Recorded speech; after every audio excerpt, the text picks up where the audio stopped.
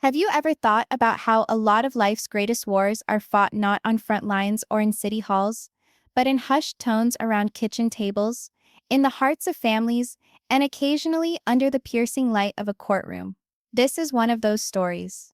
It's the sort of story that leaves you sitting back and asking yourself, what would I do if suddenly my family's lifestyle, the very thing that provided me with meaning and purpose, was brought to trial? Would I proudly hold my ground, aware of the dangers? Or would I hide my truth, just to maintain the tranquility? For Cody Brown and his family, those questions weren't abstract. They experienced them, and the burden of their answers would not only alter their own lives, but create ripple effects nationwide. Now, let me transport you back for a second.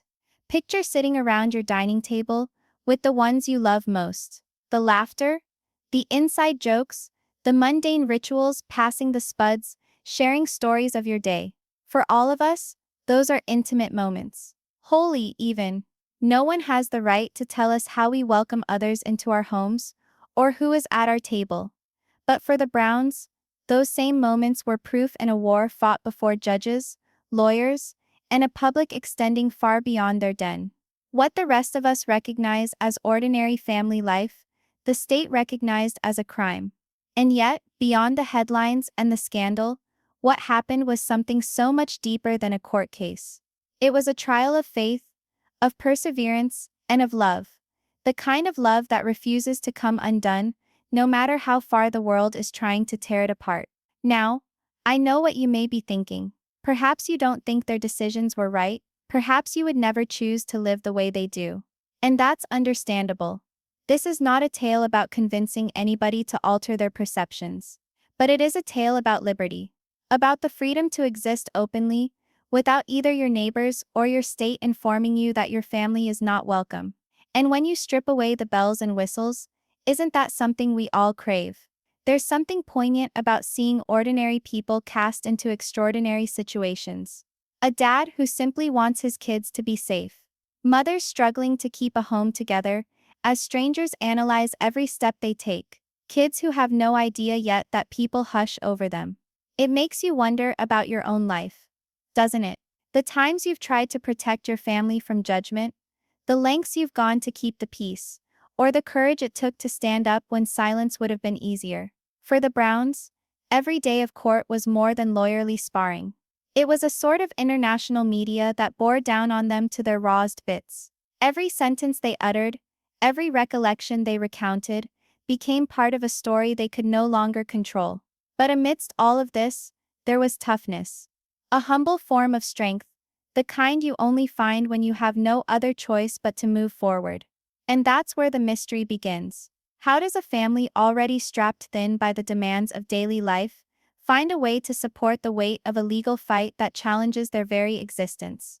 How do they get up every day, prepare lunches, pay bills, laugh around the dinner table, all wondering if tomorrow might bring it all crashing down? It's simple now to look back and view it as history. A case won, a precedent established. But at the time, none of that was certain. Each hearing, each news headline contained the potential for heartbreak. And maybe what makes this tale so irresistible is that it's not about a perfect family fighting on behalf of a perfect cause. It's about a real family, imperfect, messy, complicated, just trying to hold on to what they want. Consider your own family for a moment. The traditions you've established, the routines that bring rhythm to your days, the values you would want your children or grandchildren to keep alive. What does it mean to have those put on trial? Could you defend them with equal zeal? Could you survive the judgment of strangers to determine if your life was worth living? These are not questions many of us ever wish to answer. But for the Browns, the questions came knocking, and they had no other choice but to open the door. And here's where the heart of the story beats the loudest. Beyond the courtroom speeches, beyond the pages of legal briefs, this was a story about endurance. About discovering that love and loyalty are stronger than laws. About proving that even when society misunderstands you, the bond of family can outlast the harshest scrutiny. When you step back, really, what you realize is that this isn't the Browns' story, it's a portrayal of something we all can relate to. We've all been there somehow.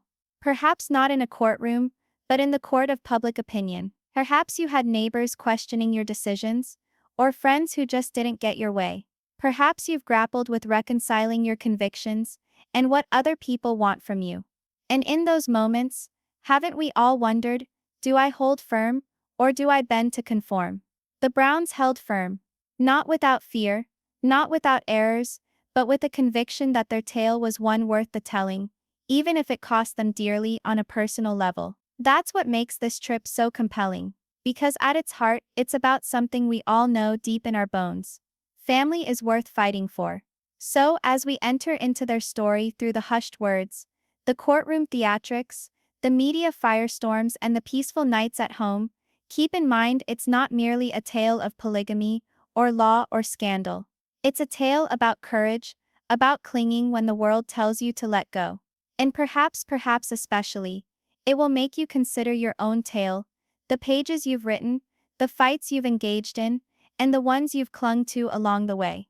For sometimes the most amazing stories aren't those of victory or defeat, they're stories of survival. And so, with that, let's enter the Browns universe. The universe in which love, law, and family intersected in ways no one could have imagined. Picture this, your entire life out there on national television.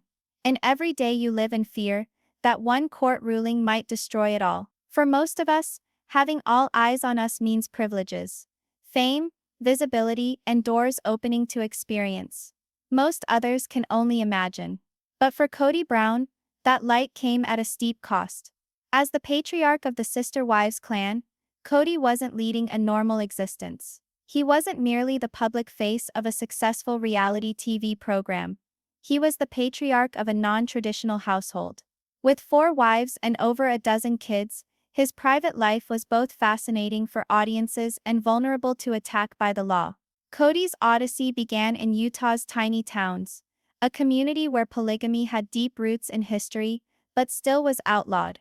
For him, the decision to live like this wasn't about rebellion or for shock value.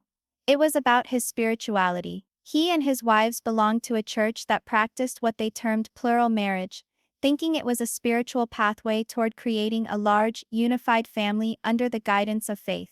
Legally, the state only recognized his marriage with his first wife, Mary. The others, Janelle, Christine, and Robin, were referred to as spiritual wives. They weren't technically married in the eyes of the law, but in all other respects, they were a family sacrificing for each other, raising kids together, and creating a life in one household. That lifestyle, however, was always legally risky. In Utah, their setup bordered on criminal activity, and that shadow hovered over them each and every day. Their lives first gained national interest when TLC came to them with a proposal. Let the world see what they had. Sister Wives, the show, promised audiences a glimpse into an unusual lifestyle, how they navigated love, differences, daily strife, and the pleasures of raising children in a non-traditional household. On camera, Cody usually presented as the devoted husband and father, attempting to juggle 4 wives and numerous children's needs while dealing with the singular challenges of polygamy. But off-camera, the Browns were under perpetual danger. The lifestyle that got them so well known was against the law in their community. By living their lives in public, they had also placed themselves under the scrutiny of the law. The law, which previously might have turned a blind eye, now had their tale before an audience of millions. Each season increased their danger. Openness carried a price, putting their stability at risk. Suspense was woven into everyday life.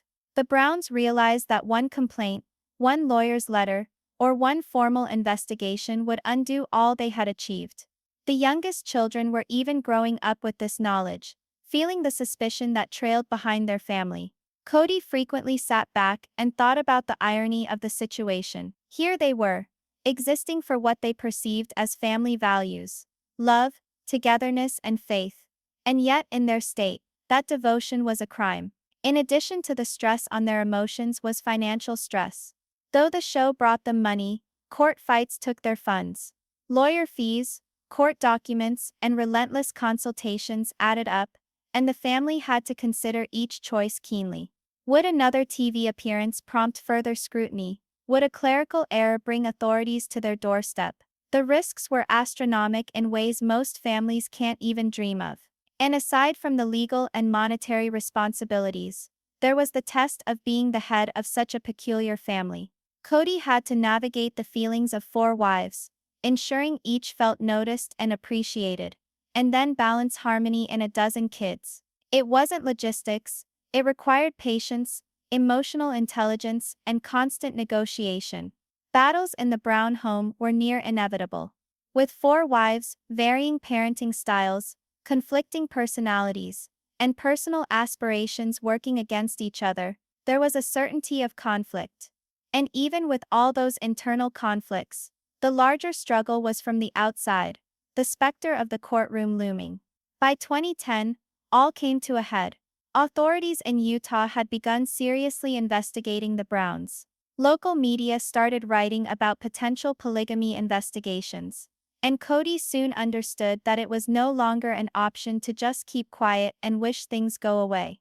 The law did not only prohibit multiple marriages, it also deemed their entire lifestyle, living together as one family, an illegal practice. The penalties were outrageous: heavy fines, criminal offenses, prison time, and even loss of guardianship of their children.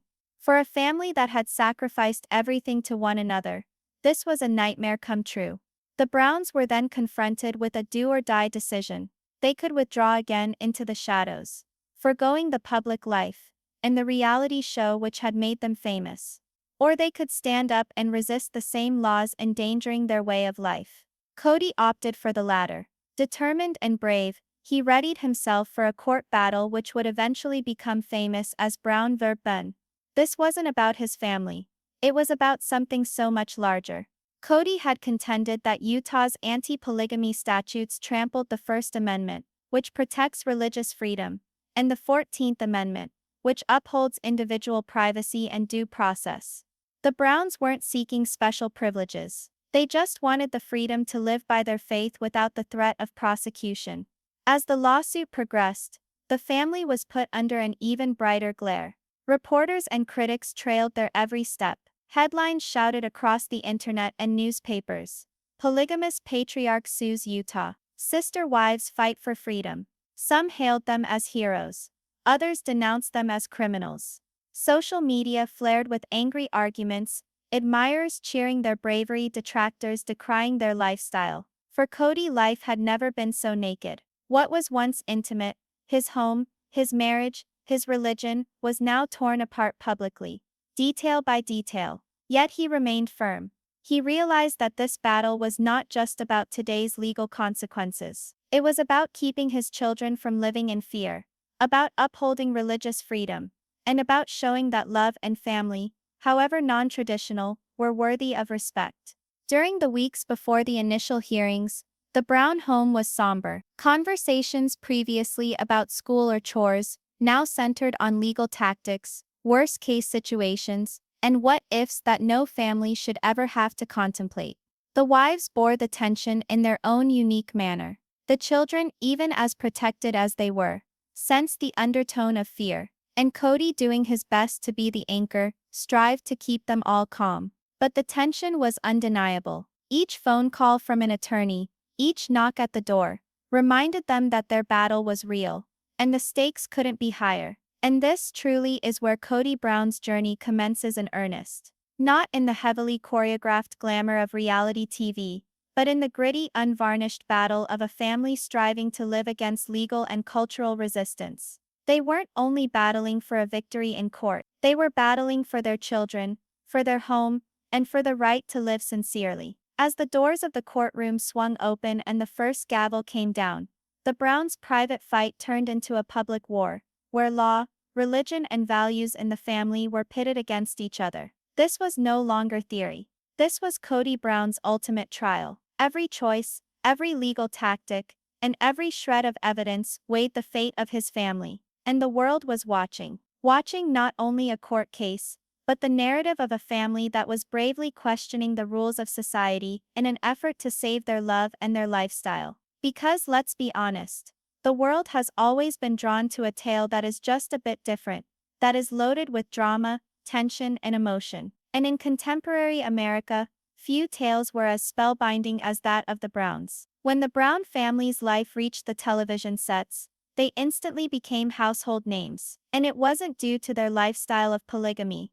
It was because their audience got to see real people, complete with all the achievements and frailties that accompanied ordinary life. Being under the spotlight was both thrilling and risky. On the one side, they were in awe for their courage, integrity, and devotion to each other. Everyone was intrigued by the logistics of how one guy had 4 wives and more than a dozen children living under his roof. Everyone was amazed at how Cody split his time, how the wives managed to work together to maintain peace, and how the kids were able to grow up in such an unorthodox situation. Sister wives transported their lives onto America's living rooms, and the show was explosive with ratings, as people came to watch each tiny triumph and family feud. But with celebrity came criticism. Overnight, every birthday, every trip out as a family, every fight, and even the way they spanked their children was televised for millions to observe. People cheered at their frankness, while others criticized or condemned. For a family whose life already was on the controversial side,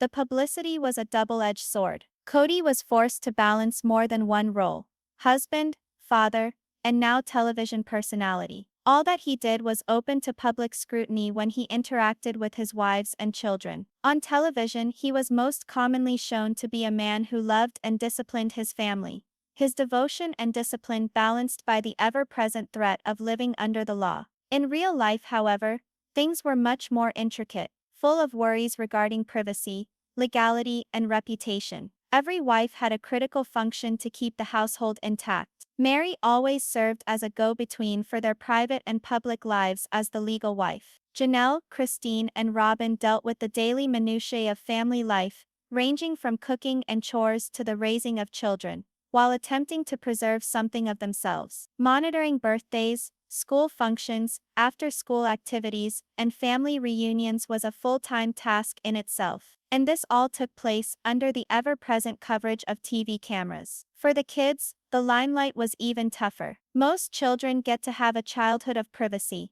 but not the Browns. Playing outside, attending school, even marking milestones, all were open for everyone to see. Strangers frequently had opinions on the way they were raised, educated, or disciplined. Cody tried his best to provide his children with as normal a childhood as possible, but normal was a term that existed relative to their world. The media scrutiny didn't only extend to their family.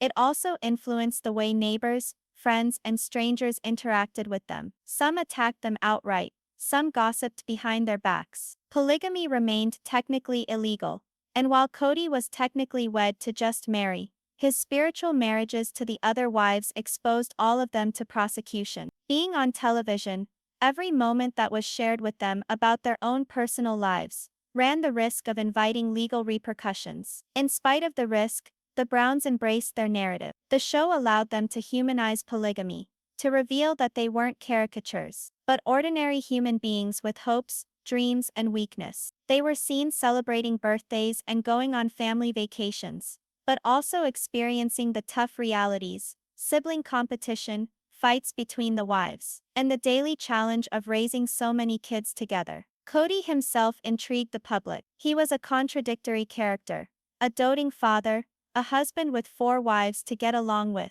and a reality show celebrity who endured fame and enduring criticism. Each decision he made was picked apart, whether it was how he spent time between his wives or how he managed confrontation in the household. Nevertheless, the family struggled to maintain order in their strange home. Chore charts, calendars, and planned schedules staved off chaos. Each wife played to her strengths, establishing a system in which the household operated surprisingly efficiently. For audience members, this behind-the-scenes functioning was engrossing, like observing a living experiment in emotional equilibrium and human coordination. But in private, the stress was overwhelming. Cody constantly grappled with the contradiction of their existence. Being open was both required and risky. By living openly, they provided the public with an understanding of a maligned lifestyle. But in openness, they were also vulnerable to attack, judgment, and even prosecution. Transparency and privacy were in a perpetual state of conflict, dictating from the way they raised their children to whether they would accept interviews with the press. As the family gained fame, the dangers increased. They weren't only targets for the critics, they were targets for the authorities. Their lives may have appeared to be happy and peaceful from the outside world, but Cody and his wives understood that the authorities could step in at any time. Fame wasn't always about being recognized. It was a matter of survival. Even in the family, the cameras introduced new problems. Conflicts that could have been resolved in private were now out in the open for the world to view. Jealousies, misunderstandings, and personal issues were amplified. Cody was required to act as mediator, in addition to dealing with lawsuits, public outrage, and the intricacies of plural marriages. Ultimately, the spotlight was both a blessing and a curse. It provided them an opportunity to tell their story, but it also called for toughness and endurance. Each TV show appearance, interview, or social media posting came with possible ramifications on their liberty and their family's security. And this juggling act took them straight into the next chapter of their tale. The courtroom battle that would challenge not just their way of life, but also the very concept of family, love, and individual freedom. Celebrity had placed the Browns in the limelight, but it also pulled them into a court of law, with the stakes much greater than they could have imagined. Because by 2010, the Browns weren't reality stars. They were the embodiment of a battle that had pitted faith and family against the law, and the rest of the world was watching intently. Utah's polygamy laws weren't just about marriage. They also outlawed cohabitation, living with several partners in a family-type situation. And that put Cody's whole household setup, the very center of his family life, in a state of illegality. On paper, Cody had only married Mary. His other 3 wives were spiritual companions, not legally valid. It didn't matter to the family. They shared the same roof, raised children together, made joint decisions. But in the state's eyes, it was a big deal. Prosecutors could bring charges if they chose, and the penalties weren't minor. Fines, jail time, even the dismantling of their family at gunpoint. This was not just a matter of law for the Browns, it was personal. Try to imagine waking up each day with your family, with your wife, and your kids, and knowing the government can come in and destroy your life at any time. That was Cody's life. Each day arrived with that nagging question, will the state attack us today? The fear was omnipresent, entwined into the guffaws, the commotion, and the mayhem of their home. And then there was reality television. That which brought them into fame and prosperity also exposed them more than ever. Their lives were not merely personal family time anymore. They were shared with millions. Neighbors, police officers, the media. Everyone knew them and where they resided. To some it appeared that the Browns were showcasing the law. To Cody it meant that the limelight placed a large red target on his family's back. Cody attempted to be cautious. He knew the language of the law, or the lack thereof. Utah's cohabitation statutes were ambiguous, giving prosecutors free rein. Was it a crime to live in the same house with more than one spiritual wife? Could a single complaint from a neighbor initiate an investigation? These weren't theoretical questions. They were tangible dangers. Not even the kids were exempt from that shadow. Their day-to-day activities appeared normal. School drops, sibling fights, bedtime readings, but all was on precarious soil. Cody and his wives walked a tightrope between providing their children with a normal childhood, while keeping the secret that it all could fall apart at the sound of a knock on the door. And of course there was money. Legal counsel doesn't pay for itself, and the Browns recognized if a case did proceed, the financial damage could be catastrophic. The question never really was whether they would be investigated, but rather how they would get through it. By 2010, the pressure had mounted to breaking point. The authorities in Utah were increasing their focus on polygamy, and Cody recognized that the family could no longer just wait around. They were faced with a choice: retreat into obscurity, leave the show, keep their lifestyle hidden, and live in constant fear, or come out and battle. That's when Cody made a radical choice to sue the state of Utah. This wasn't rebellion for him. It was about staying alive, and about principle. He contended that Utah's anti-polygamy laws infringed on their First Amendment freedom of religion and their 14th Amendment right to privacy. The stakes could not have been higher. Victory could grant not only his family's future, but also establish a precedent for others living in plural marriage due to faith. Defeat, on the other hand, might bring even tougher scrutiny. Critics jumped on them. Some religious figures decried their lifestyle, while others said Cody was exploiting the courts for publicity purposes. But within the family, they knew that this was not a publicity stunt. This was about defending their faith, their children, and their home. Peeler instructing analysis. Preparing for legal battle amidst the management of a household the size of that one was not an easy feat. Everyday routines, lunch packing for school, homework time, grocery shopping, were going on alongside lawyer meetings, gathering evidence and reading legal briefs. A single phrase said outside could pose a risk. One careless phrase could be used as fuel for the prosecution. Meanwhile, the public was unable to look away. News outlets made the Browns into icons, either martyrs, rebels, or cautionary figures. Social media discussions hummed with debates regarding morality and law. And Cody knew public opinion could indirectly influence the courtroom. For the Browns, each passing moment was living life already under trial. Dinner table chatter, birthday celebrations, even minor fights between kids, all bore that incessant burden. What if the state takes this and uses it against us? They managed to stick together anyway. Cody worked to maintain the peace in the home environment for the children, and the wives went about with military precision, doing all they could to put on a stable face. Underneath that, though, was watchfulness at all times. The reality was plain. Utah's law was not merely punitive. It was about domination. It could govern the Browns' way of life, their neighbors, and even their children. And Cody recognized this fight wasn't just for today. It was about establishing a precedent that could affect generations to come.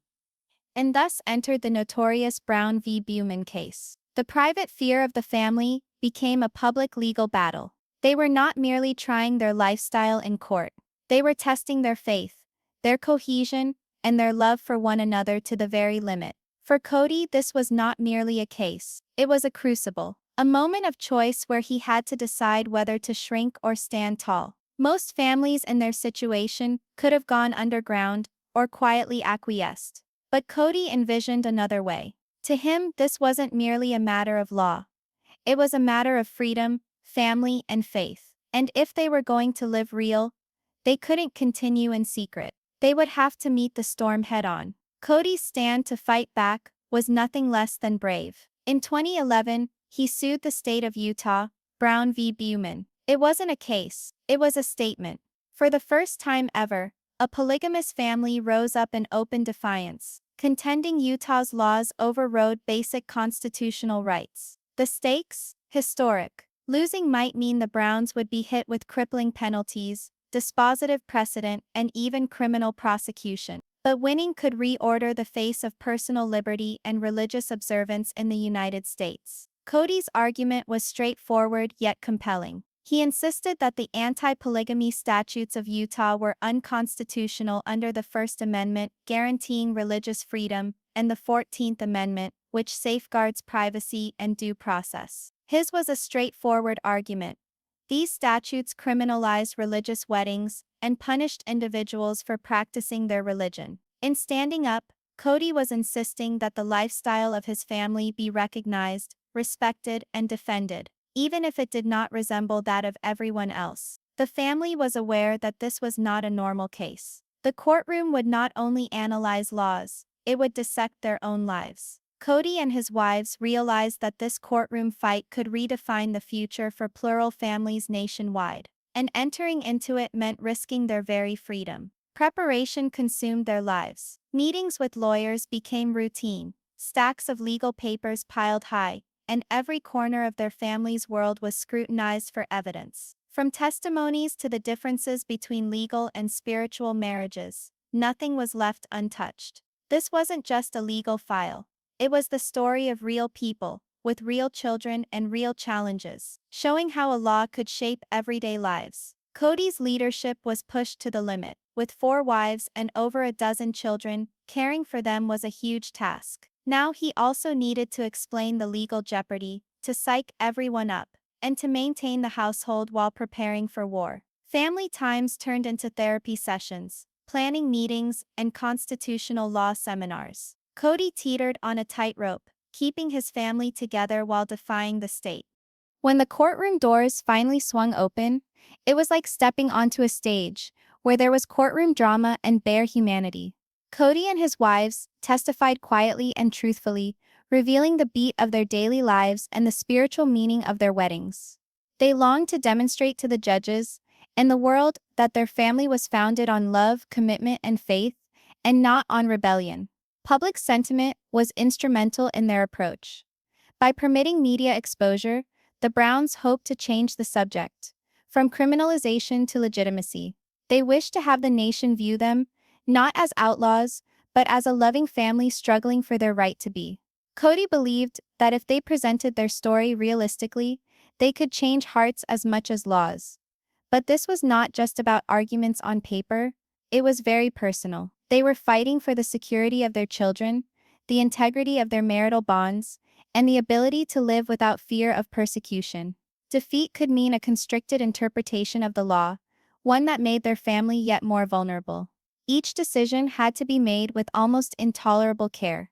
There were mixed reactions. Some honored Cody as a trailblazer of religious liberty, others excoriated him as asking for special favors by perpetuating something immoral in polygamy. But for Cody, the controversy was never about appeasing the critics. It was about principle, justice, and survival. The process itself was arduous. The long courtroom hours, round and round hearings, and relentless back-and-forth arguments took its toll on the family. Still, they pushed forward, holding on to the conviction that their fight wasn't only for them, but for the greater freedom of America. Cody would frequently tell his wives and kids, "Courage isn't being unafraid. It means you go forward, even when you are." With every decision, with every hearing, had ripples beyond the courtroom. Could the government be penalizing individuals because of their religion? Could the state determine who you could marry or cohabitate with in your own home? Was public morality more desirable than individual rights? By drawing a line in the sand, Cody brought these questions out of hiding. Within the courtroom, the drama reflected the broader cultural struggle. Attorneys battled over statutes, judges balanced constitutional principles, and the Browns testified about the real-life consequences these laws had upon them as parents, partners, and believers. All of a sudden, theoretical legal doctrine wasn't theoretical any longer. It was about dinner tables, school runs, and bedtime stories. The wives' contributions were particularly influential. Each had their own insight. Mary, being the legal wife, outlined the technical differences. Janelle, Christine, and Robin spoke about what it was like emotionally and practically to raise kids and have a home together. Their voices demonstrated that polygamy wasn't some theoretical concept. It was complex, multifaceted, and full of humanity. Ultimately, their position was about much more than winning a case. It was about saying, "We are a family, we have the right to live without fear." Cody's courage in defying the law turned into a story of courage, conviction, and faith, drawing national attention and igniting discussion nationwide. The battle was hard-fought, but it was also redemptive. The Browns were no longer simply reality television personalities, they were litigants in a landmark case, upholding values larger than themselves. The courtroom was not merely about the law for them, it was about love, faith, and what family actually is.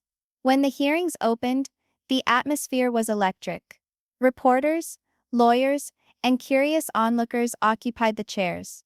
Cameras snapped, murmurs filled the room. And there, sitting quietly in the rear, was the Brown family, united, calm, and determined. They were a television curiosity for years. But now there was more at risk than ratings.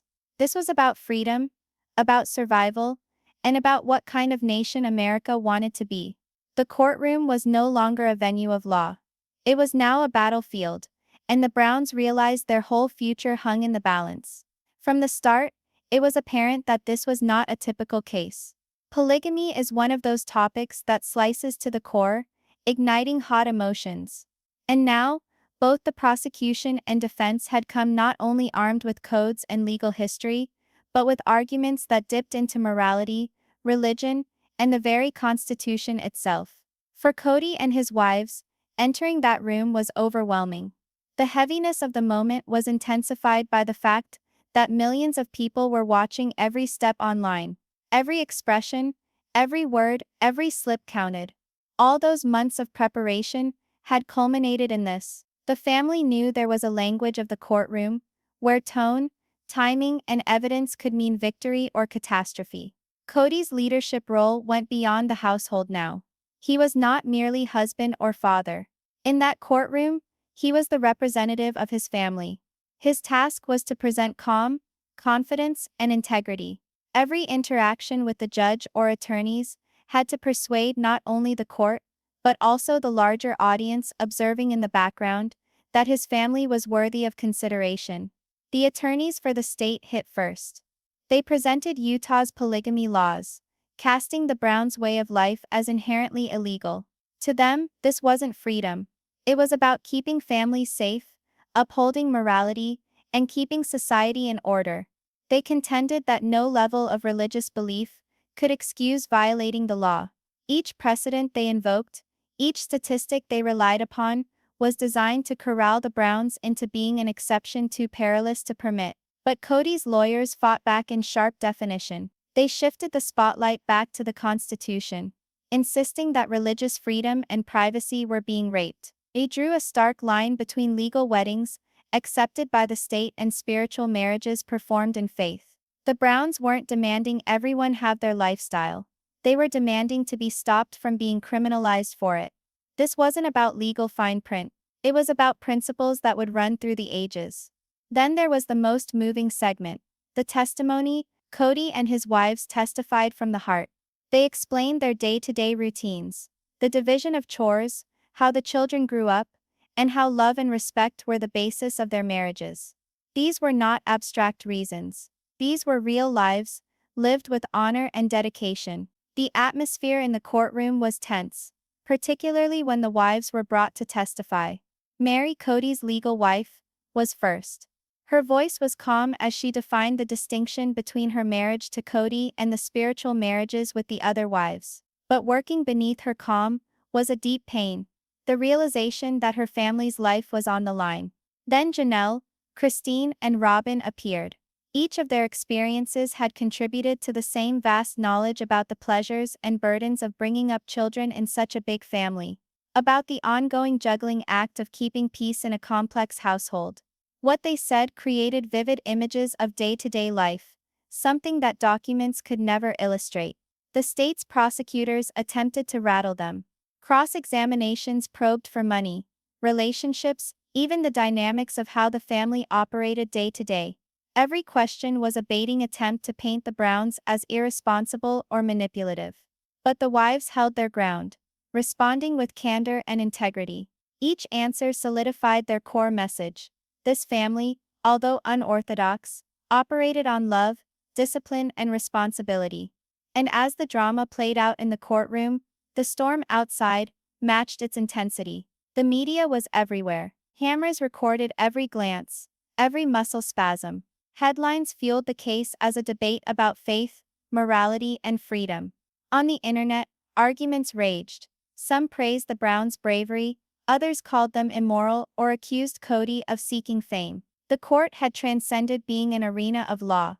It was now the setting of a much broader cultural struggle, a conflict over values, rights, and what family really is in America. The law itself was a maze, layered, complicated, and filled with contradictions. Judges were caught in a balancing act, weighing constitutional freedoms against state authority, and trying to untangle centuries of precedent. It wasn't just about polygamy anymore. It was about where personal liberty ended and government control began. Cody's attorneys drove this point home repeatedly.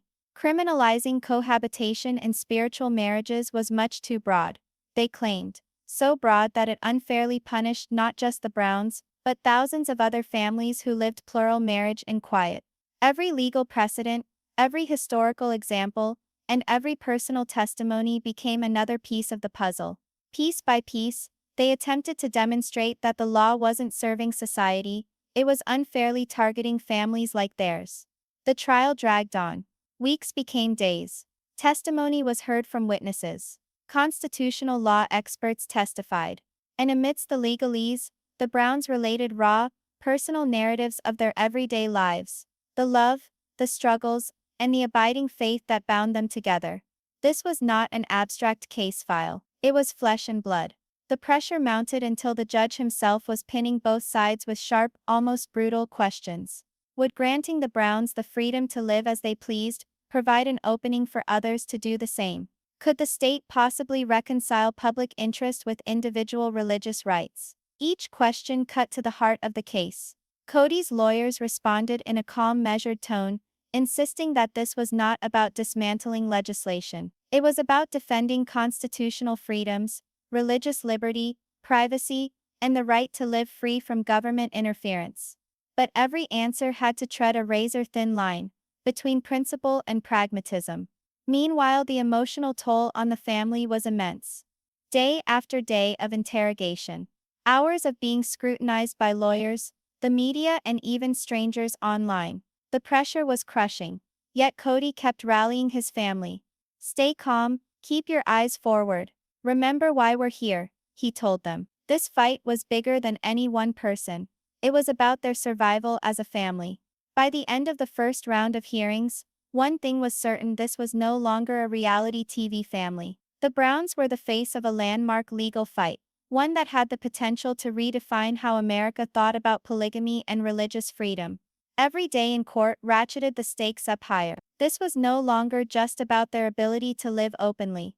It was about how law and faith would coexist going forward. The drama contained all the elements: legal ferment, emotional testimony, public display. Reporters were captivated. Experts argued endlessly. And throughout, Cody and his wives remained steadfast, their togetherness stronger than ever. What had started out as a legal trial had become something much greater: a tale of faith, perseverance, and unbending devotion in the face of adversity. And then, after waiting months, the ruling was finally made. In 2013, Judge Clark Waddups issued a ruling that shook the state of Utah and reverberated throughout the nation. Utah's prohibition against cohabitation for polygamous families was deemed unconstitutional. The Browns had achieved the impossible. They had succeeded. But what they didn't know yet was that the battle was hardly over. For Cody Brown and his sister wives, the judge's decision was bittersweet vindication. For the first time in years, they could breathe freely. No more hiding. No more waiting for that knock at the door. The Browns could finally live openly as one family, free of the ever-present shadow of prosecution over them. Within the courtroom, there was no clapping, only a weighty, nearly reverent feeling of relief. For the Browns, this wasn't a victory on a personal level. It was historical. Everywhere across news sources and social media, headlines burst forth: polygamous family wins landmark case. Brown v. Utah, a victory for religious freedom. Finally, the Browns were not simply tabloid fodder. They were heroes to thousands of quietly living families in the same terror. The media portrayed Cody as more than just the patriarch of a sensational reality television clan. In a single night, he was turned into a symbol, a man poised at the intersection of religion, law, and individual freedom. Every move he made, every utterance, now meant something far greater than within the confines of his own home. But under the jubilation, the Browns knew the truth. This was a close win. The ruling had overturned Utah's cohabitation law, yes, but it had not wiped out all of the laws regarding polygamy. The threat was still there. It was just delayed. The Browns were aware this wasn't where the journey ended. It was merely a battle won in a far greater conflict. Nevertheless, the emotional toll was real. For years, Cody had borne the suffocating burden of managing 4 wives and over a dozen children under relentless public scrutiny. The battle in the courtroom had pushed them to every limit: mental, emotional, spiritual. But now, at last, a federal judge had spoken aloud what they always knew in their hearts. Their family needed protection. Their love needed respect. Their children deserved to have the chance to grow up free of threats of being taken away. The wives each reacted to the win differently. Mary, being the legal wife, felt vindicated the most. Janelle, Christine, and Robin felt reassured by the fact that their religious marriages were no longer considered criminal offenses. The children knew that the decision was a guarantee: their home, their family, and their childhood would continue uninterrupted. Public opinion, naturally enough, was divided right down the middle. Supporters praised the ruling as a victory for religious freedom and individual rights. Critics denounced it, predicting the door had been opened to exploitation and anarchy. Talk shows, blogs, and Twitter arguments erupted all over America. Love them or loathe them, one thing was certain. The Browns were no longer simply a family. They were the focal point of a national culture war. But Cody understood something the public did not. Court victories are never permanent. Laws can be amended. Appeals can reverse rulings. Judges can reinterpret case law. He cautioned his family to rejoice with abandon. Yes, but also with discretion. The war was not won. And sure enough, it wasn't. Just when the Browns could almost envision a life of no fear, the hammer fell.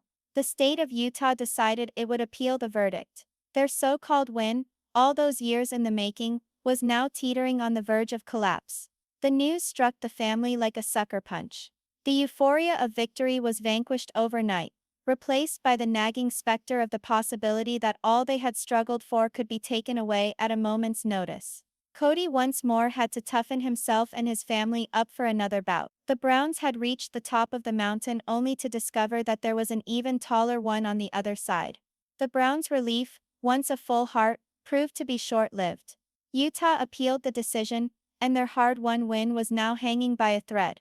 The family's victory, which had at one point seemed so certain, was now facing a new and more dangerous test. A test where emotion would count less, and icy legal rationale would prevail.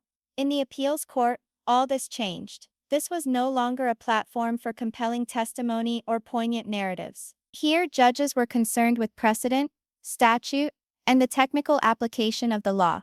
Cody realized in an instant, their compelling personal narratives, which had moved the lower court, now would have to battle against a wall of cold technical arguments.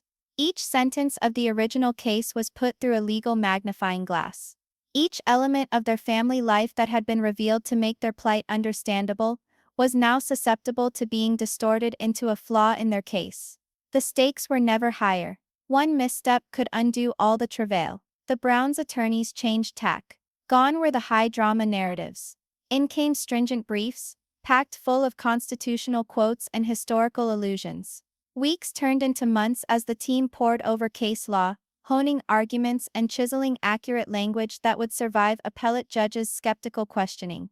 It was tedious, draining, and mentally tough. But Cody and his wives persevered. In the meantime, the world beyond the courtroom was abuzz. Headlines blared, Utah appeals polygamist family victory. Experts mused whether the Browns' landmark victory would hold or fall apart. Supporters feared this was the state's opportunity to regain control. Critics rejoiced at the appeal, hoping it would take away the Browns' protective rights. Again, Cody and his family were not merely plaintiffs. They were icons, their personal lives dissected and argued in the present moment by a whole nation.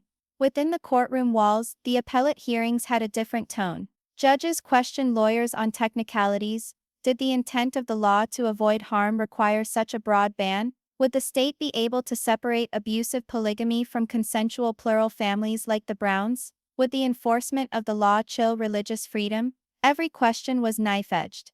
Every response had to be weighed, calibrated, and prefaced with precedent.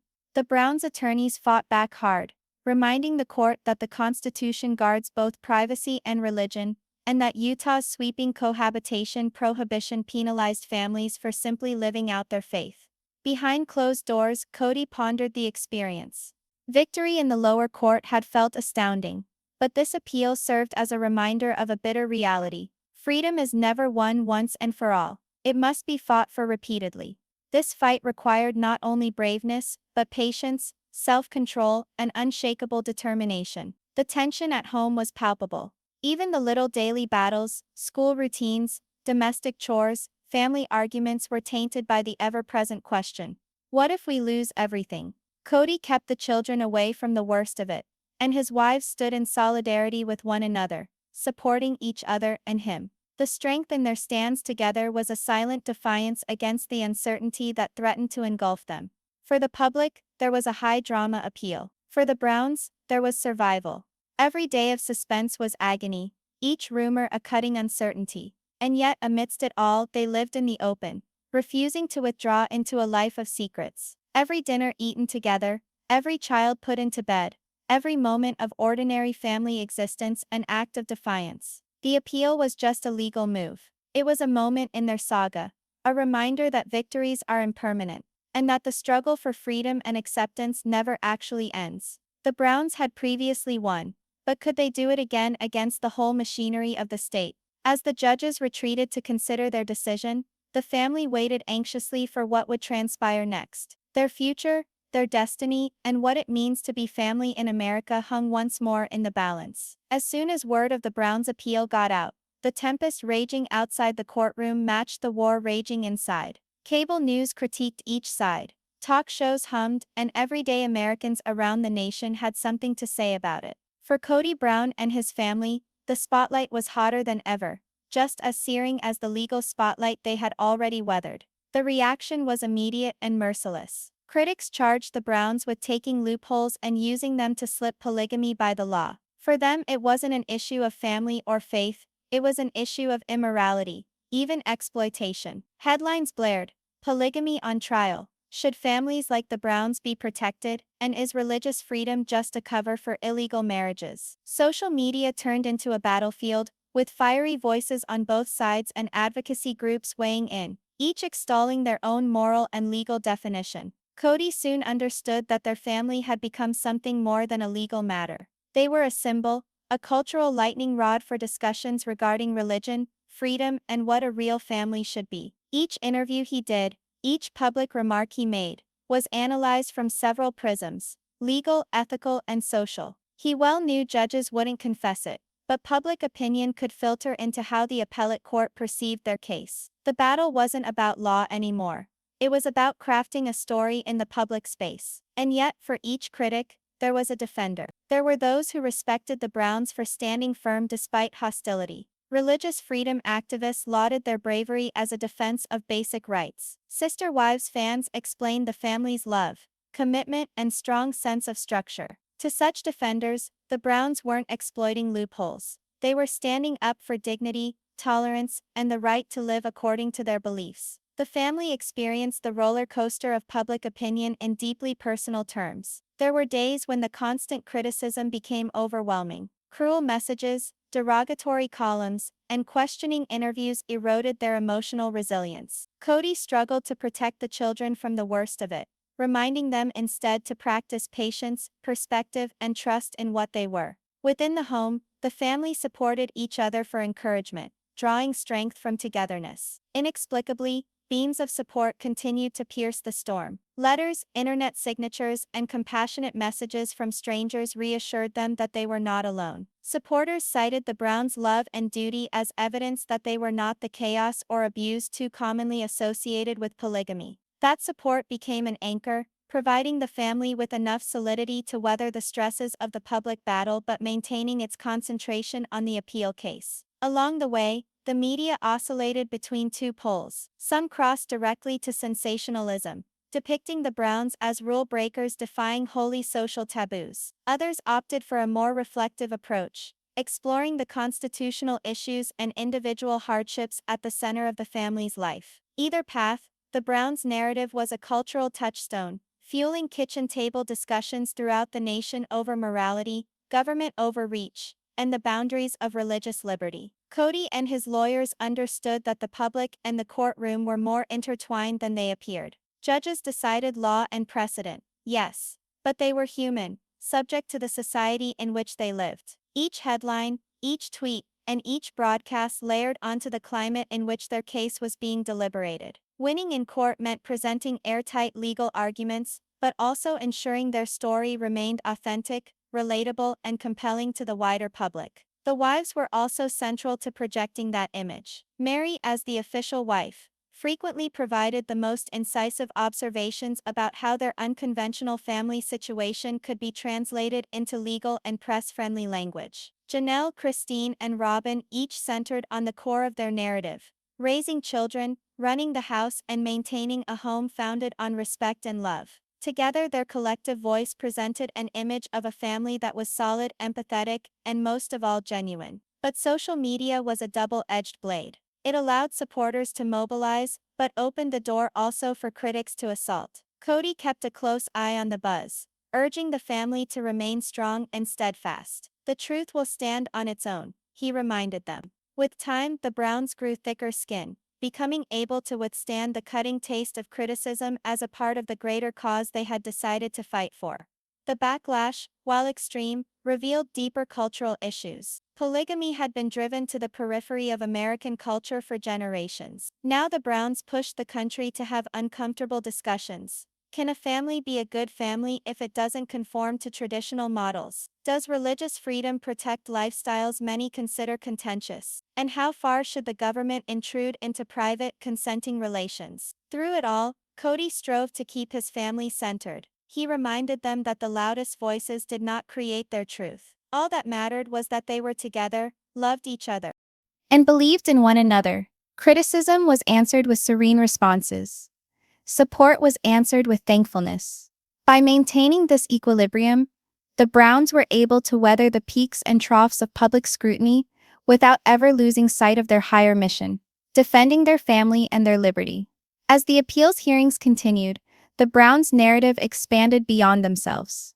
They were no longer merely reality TV personalities. They had become symbols of defiance, battling not only legal battles, but also social and moral ones. Every headline, every news broadcast, fueled the drama of a story that had expanded beyond one family.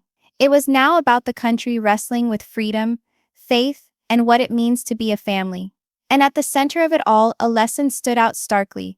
Staying true to yourself never comes easy, but it's always worth it. Cody Brown and his wives illustrated that love, faith, and togetherness can overcome judgment, misperception, and even hostility. The appellate process was intimidating, but the mere fact that people cared, either in indignation or awe, made their cause count. Ultimately, public criticism and support were two sides of the same coin. The critics forced the Browns to prove themselves resilient. The supporters provided them with the strength to persevere. Together, those forces forged a family that was made stronger by fire. And for the public to observe, their tale became a living testament that defending your truth takes courage, patience, and an unshakable sense of who you are. It was, ultimately, a tale of perseverance, grit, and the unbreakable tie of family. With every legal skirmish, there was a scar. But for Cody Brown and his clan, navigating the storm of Brown Farged, Bothman became more than a drama of the courtroom. It was an experience of metamorphosis, one that recast how they perceived themselves, their religion, and even what family meant. From day one, the truth stood out above all else. Preparation is key. The Browns had prepared for years, getting their home life in order, maintaining meticulous records and cooperating with attorneys. They ensured that they separated their legal union from their religious unions, practiced economic responsibility, and proved that their home was well cared for. Judges took notice. What could have been perceived as weakness actually became strength, because the family had prepared, planned, and presented their truth in a clear manner. Another lesson was unity. With 4 wives and over a dozen children, the pressure could have easily destroyed the Browns. Rather, it held them together. They relied on open communication, trust, and mutual support. Each decision, whether it was testimony in the courtroom or a TV interview, was made with one voice. That oneness not only solidified their argument in front of judges, but created within the household a connection that their kids could sense and learn from. But the appeals process brought another tough reality. The law is capricious. Even from a great win in the lower court, the family was forced to confront the humbling reality that the appeals could erase it all. Cody and his attorneys soon realized that victory in the courtroom is seldom final. Hope had to be tempered with pragmatism, and perseverance was the only option. Through it all, the Browns discovered that toughness isn't just about endurance. It's about flexibility, strategy, and knowing when to adapt. Just as crucial was the power of narrative. The family found out that facts and laws weren't sufficient.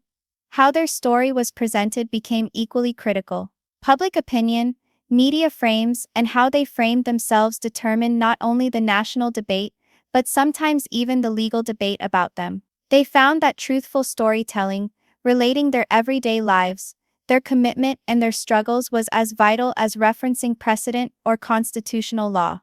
One of the toughest but most rewarding lessons was about vulnerability and courage. By standing up to the norms of society, the Browns had to open their lives to public criticism, judgment, and suspicion.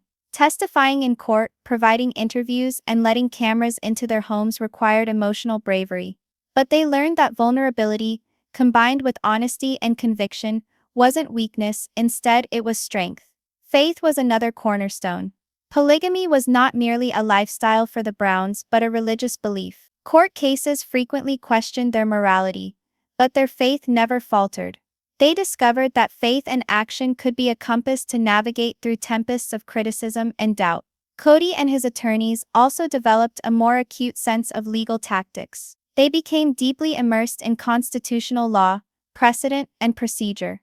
They learned that winning cases wasn't about establishing facts, it was about presenting those facts within a larger narrative of rights, freedoms, and social values. In the meantime, the children learned as well. Raised in the spotlight of cameras and courtrooms, they witnessed firsthand the value of resilience, good judgment, and emotional toughness. They learned how to lean on one another in times of stress, how to weather criticism without losing faith, and how to value the unobtrusive strength of unity in times of adversity. In a very real sense, the battle for their rights was their classroom, a space in which lessons on endurance, trust, and empathy were learned in real time. The Browns also learned the unexpected gift of community. Fans all over the country contacted them with understanding words, prayer, and support.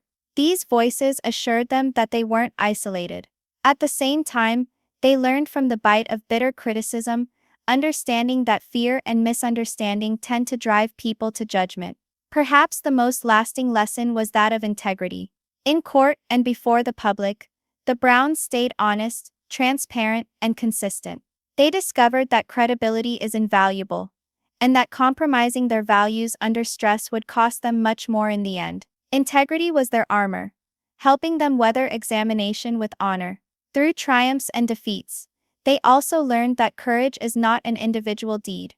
It is a lifestyle. Their victory in the lower court had been historic, but the appeals and the public outcry reminded them that vigilance was always called for. True courage was persevering, even when results were questionable. For Cody, there was one thing true from the start: family is worth fighting for. The fight in court was never about laws or loopholes. It was about holding on to the love, stability, and values that were the Brown family. Every test of their will made them stronger in their devotion to communication, trust, and respect, building a family tough enough to overcome not only the stress of courtrooms, but the burden of public perception.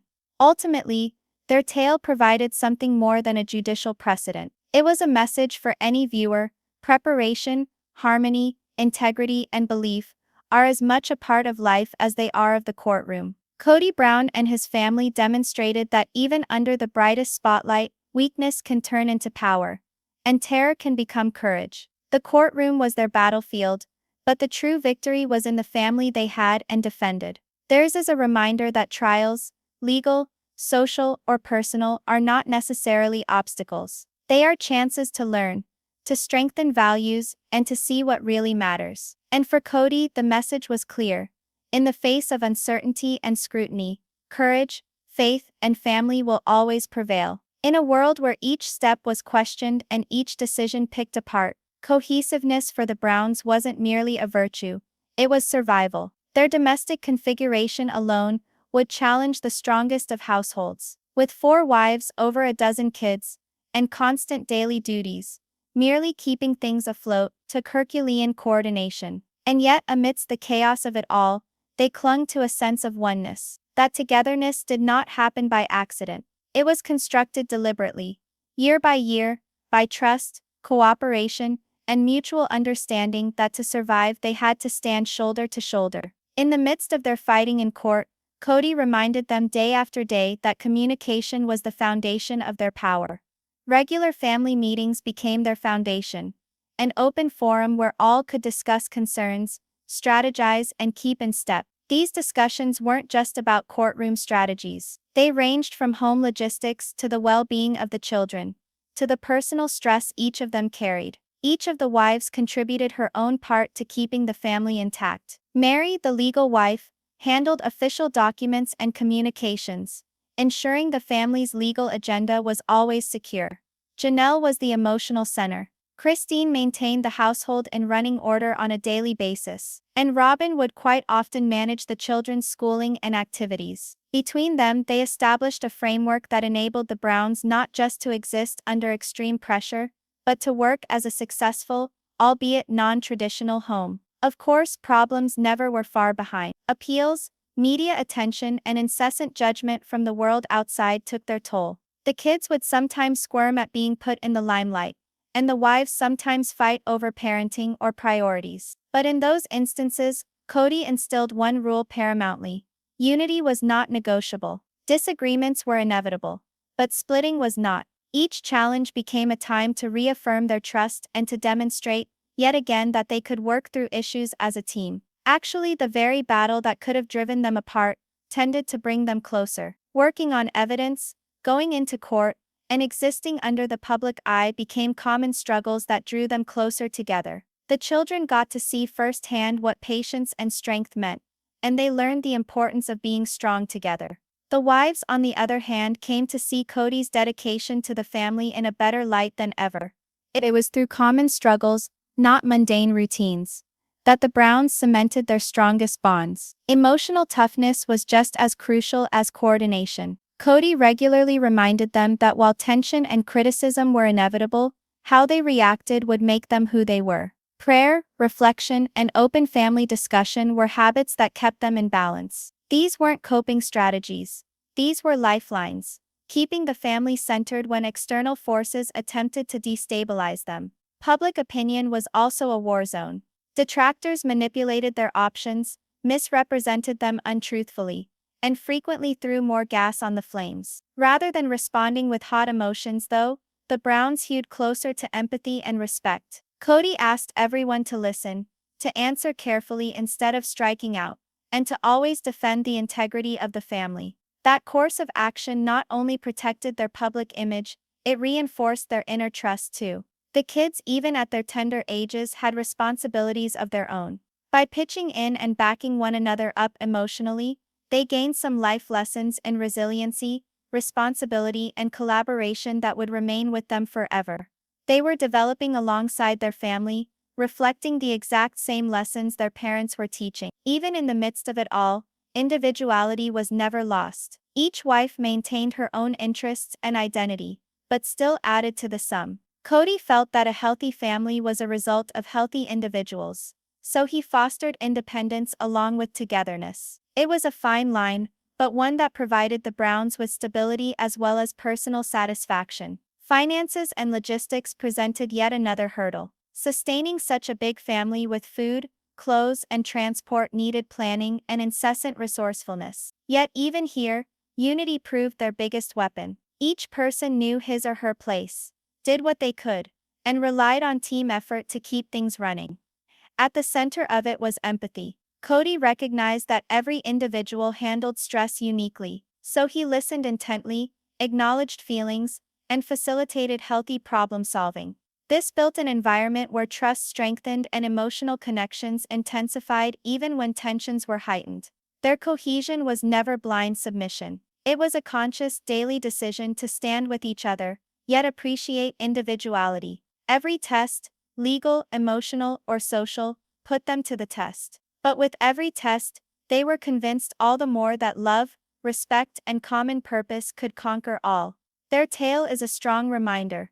Resilience isn't a personal quality, it's something that a family creates together, piece by piece through sacrifice, communication, and trust. The Browns showed that even an atypical family, joined together by purpose, could ride out storms that would have shattered others. For Cody, the message was clear as day. A united family can withstand anything. Their togetherness was their survival, their armor, and their strength. And as the long, grueling years of courtroom battles, media storms, and family conflicts came at last to an end, the Browns understood that unity would bring them into this final hour.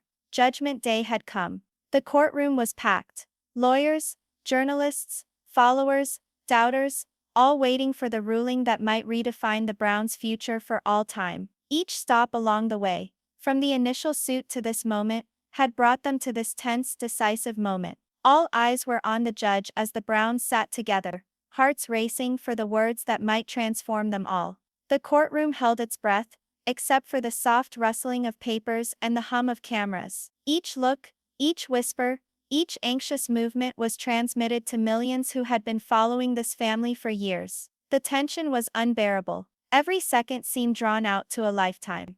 Cody perched at the center of his family, hands in prayer, eyes fixed on the bench. His brain flashed through the memories. The sleepless nights in preparation of documents, the innumerable strategy meetings with lawyers, the strength and sacrifice each of his wives had exhibited, and the bravery his children embodied for simply enduring the limelight. This was the culmination of it all. It all boiled down to one thing. Would the appeals court overturn the earlier decision that overturned Utah's cohabitation law, safeguarding the Browns' right to live openly as a polygamist family, or would the ruling be overturned, thrusting them back into fear and uncertainty? When the judge first started talking, the room was filled with a deep silence. Every precisely crafted word was examined in the moment by lawyers, journalists, and even the family themselves. The weight of history hung over the room. And then, finally, it was over. The court upheld the lower court's decision. Utah's cohabitation statute, as applied to the Browns, was unconstitutional. Religious freedom and privacy rights held their ground. The Browns had won. Relief swept over them like a tidal wave. They had lived in the shadow of legal doubt for years.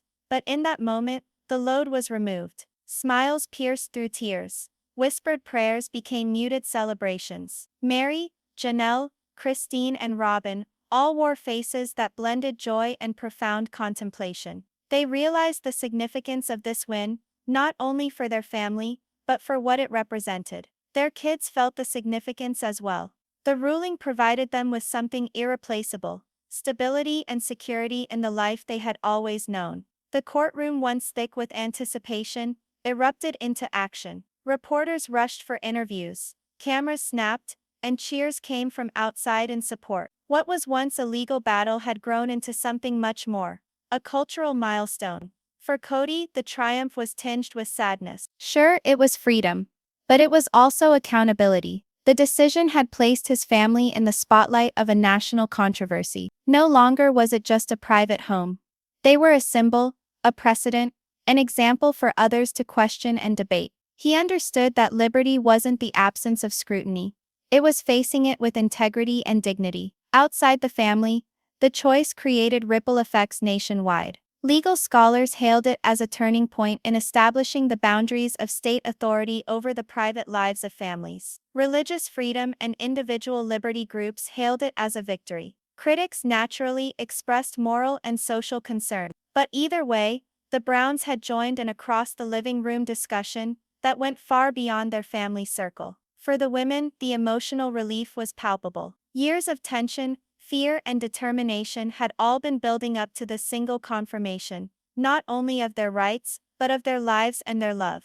Cody reflected on the sacrifices each wife had made, the strength his children had gained, and the bonding that had enabled them to get through the blackest nights. In the ensuing weeks, their existence turned into a whirl of interviews, public outings, and constant commentary regarding the case. Throughout this, Cody maintained his constant reminding his family about the things they had learned: unity, preparation, empathy, and resilience. The victory in law was historic, but being themselves in public would be an everyday challenge. The verdict had transformed them, too. They were no longer merely a family weathering the scandal. They were a family made stronger by it. They were more patient, more strategic, more emotionally aware, and more united. They learned that real triumph isn't always counted in courtrooms, but in growing stronger together along the way. To their supporters, the Browns were an emblem of resilience. To their doubters, a lightning rod for controversy. But to themselves, the ruling was an affirmation of everything they held dear: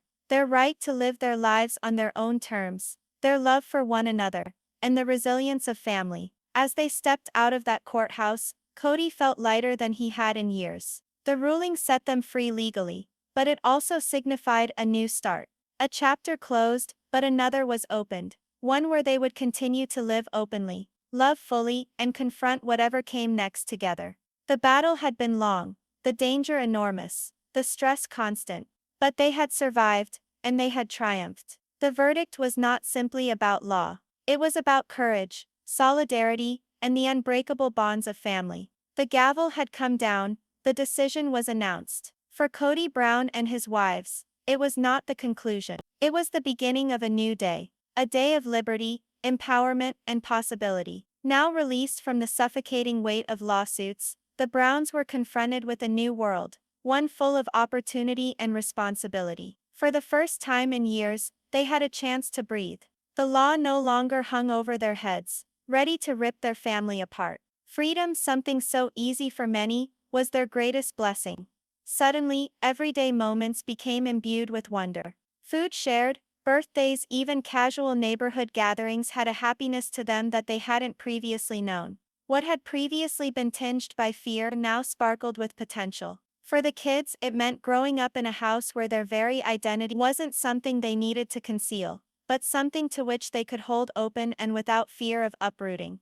But freedom was accompanied by new challenges. Though the courtroom wars were over, the spotlight remained. They could not take a step, utter a word without it being sliced apart by the media and debated by the masses. Cody was aware that their win was not personal, it was a precedent. And with precedent came responsibility. They would have to demonstrate to the world that a polygamous family could be dignified, peaceful, and of integrity. Balance was their first major lesson after the ruling. A decade of unrelenting legal assault had left little time for rest or contemplation. Now Cody labored to establish family life anew, grounding them in connection, recreation, and development. Family nights became sacred. Game nights, walks, and learning projects provided the children with a feeling of belonging and happiness. These periods of uncomplicated closeness solidified the bond that had sustained them through trial after trial. The courtroom had honed more than just their determination.